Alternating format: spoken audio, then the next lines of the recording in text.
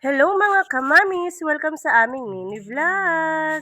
Ilang araw na palang maulan kaya ito naisipan namin magsinigang. Mabilis ang grocery nga pala ang ginawa namin ngayon. Dahil sa pabugso-bugsong ulan, kaya naku, ingat-ingat talaga ito. Kasama pala yung baby namin, kumakain ng kamay.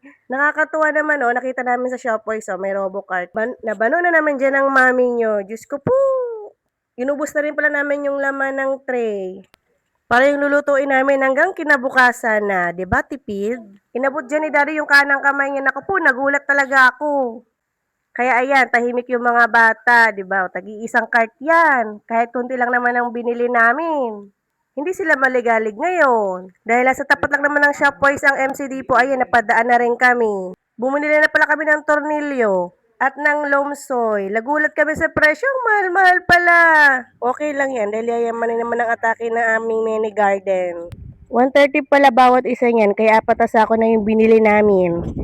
Ayan, may nakita rin pala ako, eggshell. Na pinong-pino na, di ba? Nakakatuwa. Sa aming mini garden lang kasi, pinagtatapon lang namin yung eggshell. At yun lang naman ang pinamili namin. Umuwi na rin pala kami, tapos ayan, pinakuluan ko na yung baboy. Ganito pala kami lagi magsinigang, laging pinipressure cooker para napakalambot ng karne.